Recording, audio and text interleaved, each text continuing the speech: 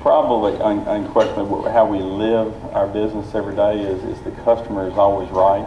And I'll tell you something, you can say that, but if you really live it, it's different. I've got a little story to tell you about that. I had a lady come in one time, Sissy and I were there, and she came in, we just repaired her watch. It was just kind of an old watch, it wasn't a $40, $50 repair.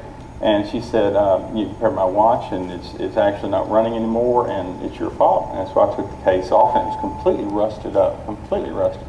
I said, well, ma'am, have you had it in anything at all? Nope, I haven't had anything at all. I have just worn it to Sunday and that was it. I've done nothing to it whatsoever at all. And so basically, her husband walked in right after that and said, honey, did you tell Bill how you stirred it in your martini the other night? So, you know, we believe in that no matter what. And I tell you, you know, the other thing would be you cannot sell from an empty wagon, because when people come in, you have one opportunity. They want to be able to see it right there, right then. You know, our business is an emotion business, and if they can't walk out with it and they can't see it, nobody wants to have anything ordered. So you've got to reinvest in your business and have the right inventory, that's for sure.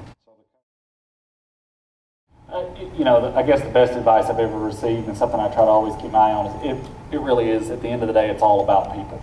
It's all about taking care of the people, whether they're your customer or student in our case, taking care of your employees, not always looking at what maybe your hard policy is or what that bottom line is, but really making sure that you're taking care of the people that are helping you achieve what you want to. And you know, that's something you have to look at in many different ways. And one of the other questions they had was, how do you prevent burnout? And another piece of advice that I got was, you know, you have a life in addition to that job. And for all of you that are in this room, by virtue of being the 40 under 40, you've got probably more years ahead of you in your career than you've worked thus far. And it's very important to keep your eye on that ball. The president of Clemson University called me about a week after I got hired at Henderson. And he called me because he had also taken over a presidency when he was 35, and so that's pretty unique. You don't see a lot of that. And he said, I want you to remember something. He said, I'm 65 now. And when I look back 30 years ago, I realized I was one heck of a college president, and I was a terrible father. I was a terrible husband, and I had no life. And he said, you need to make sure you don't look back 30 years and have those same feelings, and you also need to realize that your employees have families, your employees have lives, and you need to take care of those. And that's something that has stuck with me, and I really try to focus on, and something that in my own life I make sure I take time to spend with my daughters and time to spend with my family, but I also realize we need to give those same allowances to our employees and take care of our people, because if you communicate with your employees, if you communicate with your clients, if you talk to those people, sympathize with them and understand their situations, they'll do anything in the world for you. Your business will be more profitable, you'll have better success, and in the end, you'll all be much healthier, happier, and successful. Hank?